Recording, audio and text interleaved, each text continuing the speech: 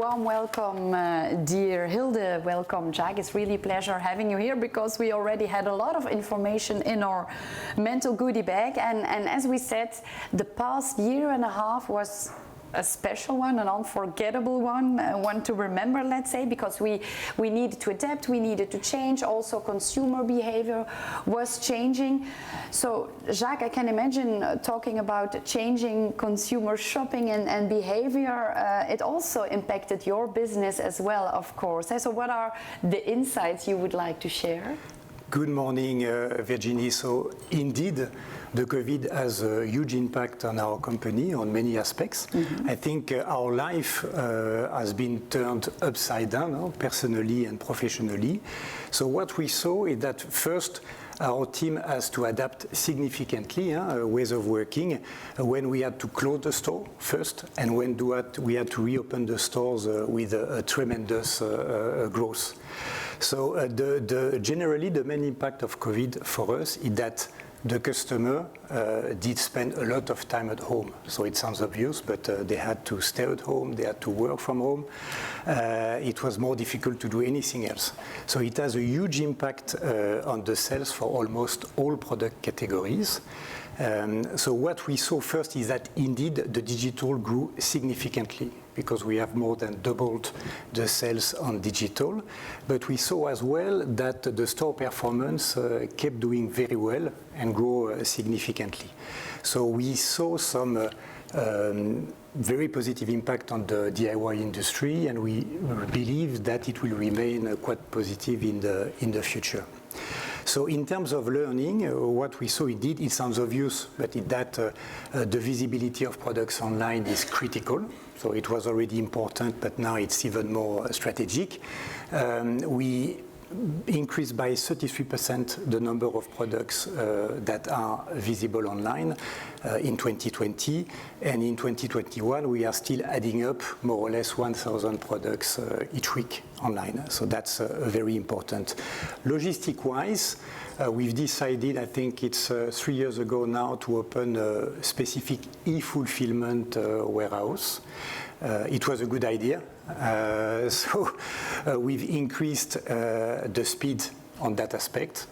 So we have today 33,000 products that are available on the e-fulfillment center and delivered directly to the customers. And what we want to do is to have 100% of our product available for the customers from the e-fulfillment center. So that's very important indeed. But logistic-wise, it was always a lot of challenges for us because, as everybody knows, we saw a huge tension on the service level because it was quite complex for the suppliers to get access to the goods and to cope with the huge increase. We saw as well a huge increase on the cost price. Should it be the container or the raw materials? And on some product categories like wood, we had to face, let's say, a very challenging market with a lot of cost price increase. So of course, we negotiate, we try to absorb as much as we can this. But it was indeed on many aspects, a strange year, but probably it will continue for some time still. A strange year, a challenging one, but also with a lot of opportunities. And of course, it's because you and your team have been showing flexibility and resilience. But to talk about this behavioral shift, I saw, Hilde, that you totally agreed with Jack. Certainly. So looking at the shift in online shoppers, for example, at Carrefour. Yeah, we definitely saw the same tendency. Since the beginning of the pandemic, the online sales boomed, and we were even unable to respond in our stores to this gigantic boost in demand because we prepared every order in the store, and so at some point we just had to block it because the demand was so much higher than what we were able to deliver. And that's we decided, well, I heard that you already have your e-fulfillment warehouse. We decided to accelerate the opening of a semi-automatic warehouse. And so this summer, to prepare the e-commerce orders, and so this summer we opened it, and since then they prepare the orders, send it to the stores for pickup in the stores, and home delivery. So we have a capacity of 5,000 orders a day. We're not there yet, but so we are ready for the future.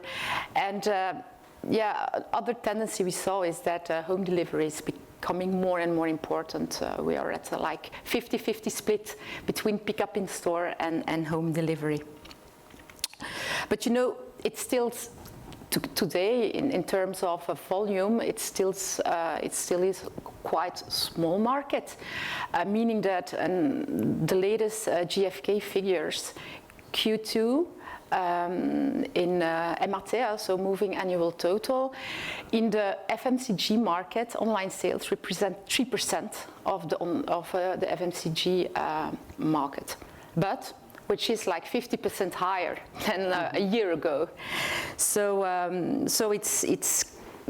it's gaining more and more importance, and in that market, brick and mortar, so the traditional retailers, I would say, represent 70% of this turnover. Then you have the meal boxes, 20%, and then the pure players like Amazon and bol.com, it's about 10%. What we also see, and that's quite new, is the exponential growth on Q-commerce, so the quick commerce. And so we jumped on that train also, and normally at the end of this year, Carrefour will be present in the major Belgian cities with this Q-commerce solution, with Deliveroo, Uber Eats, and their customers, they will be delivered within 30 minutes. And then we also have Ship2, which is more the personal shopping solution. Their delivery is in between 90 minutes in average. And also that service is booming. So yeah, definitely we saw an acceleration in all possible tendencies. Wow, so this sounds great, and this also shows, of course, that the past year and a half we also had a lot of innovative ideas and projects. So I'm wondering then, Hilde, because if you remember at the beginning we saw queues in front of the supermarkets, and then suddenly the supermarkets were empty. People rediscovered home, but they also discovered, but some rediscovered cooking. So what about the meal boxes? You already mentioned them. Are they here to stay? What's the trend you see? Yeah, definitely. People, they were at home, and so they rediscovered cooking themselves, and they also rediscovered, alcoholic beverages, etc. Because also that was wine that was really a booming market during the pandemic. But I must say, since the reopening of restaurants and bars this summer, total market is slowing down. So yeah, definitely there will be more home cooking, but some will stay of it. And but we see really people really also enjoy going to the restaurant and going out to meet other people. Definitely. About meal boxes, they keep on growing. That's for sure. So they are there to stay. What we also see is that, and I'm also referring to the GfK figures, is that they are growing less fast than the total e-com market in food, meaning that they had a fair share in 2020 of 22%, and so the last figure showed a fair share of 20%. So yeah, they are there to stay. They are still growing, but total market is growing faster. Because Walter also mentioned that digitalization is it's there, it's at a higher rhythm since COVID, of course. But then, and that could also be my mistake when I'm standing at Carrefour with my paper couponing instead of the mobile ones, we have the impression that the mobile coupons are not at the C level. So what could be, what's the hurdle? What do we need for all the retailers in the Benelux to have the complete digital clearing, the high data, for example? Is that not crucial also? Because we are all using the smartphone at all times, so why don't we do that for coupons, for example? Yeah, but you're totally right. I mean, I talked about, and we talked here about the exponential growth in e-commerce, but also the number of downloads of the Carrefour app, I can speak for Carrefour, is growing quickly. I know where the -30 are still the heaviest users of e-commerce, even in food. What we see is that the age group 40-49, they just doubled their fair share in 1 year. So they are almost as heavy users of e-commerce food than, you know, the youngsters. And so, you know, it means that, like it or not, you know, the digitalization is in every layer of the society, and so retailer has to evolve in this domain. And so we as Carrefour, we installed self-checkout, self-scanning devices in all our hypermarkets. So you're shopping at I use them. And it's so easy, yeah? And we are also rolling it out in supermarkets. But you know, if you want it to work really seamlessly, data quality, and the former speakers, they talked about it. Data quality is key. And so the digitalization of the coupon can help with that. You know, major advantage for us as retailer is this complete loop from the activation till the refund. And it also allows to be more relevant to the customer. You know, to offer that kind of promotion, that kind of discount that really is in line with his buying behavior. During the COVID period, we did a lot of testing with the personalization of coupons. And you know, that's the way to evolve, because it's just more profitable and it's just more efficient. Now, when you talk about hurdles, because yes, of course, digital coupon, it will be there. The hurdles, it's on IT side, definitely for as a retailer, right? We have to adapt our cashiers, we have to adapt our IT processes.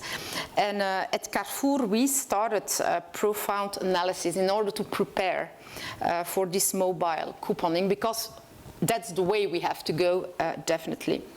It's also important is that there is a clear agreement between retailers regarding the rules of coupon acceptance, and that is currently discussed. So it's also an item which is discussed within Comeos.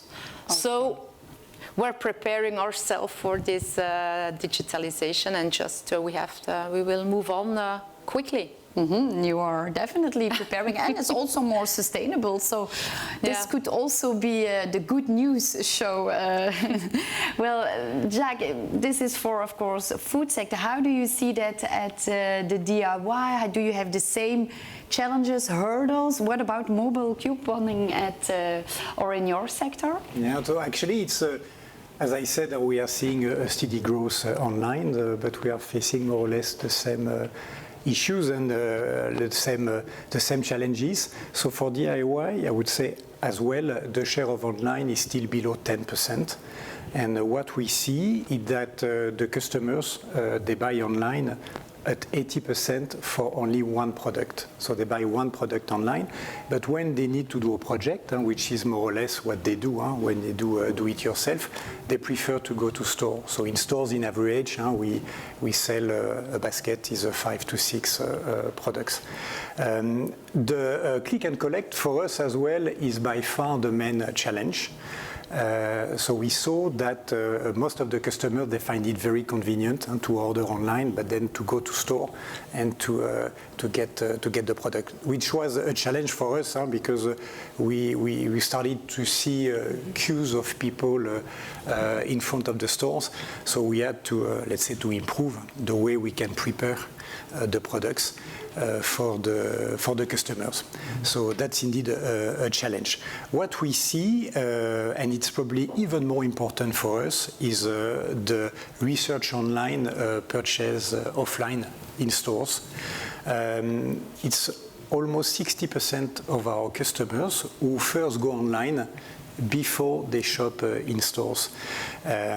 So it is indeed obvious when you know that having the products visible online is just critical, because if it is not visible online, for the customers, it's like it doesn't exist.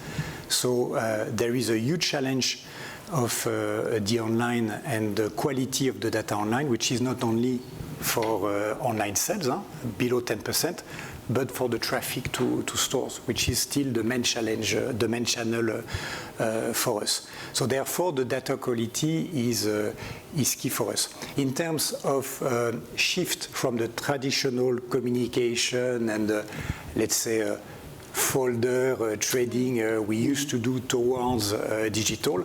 So we are seeing the main, let's say, the main challenge more or less.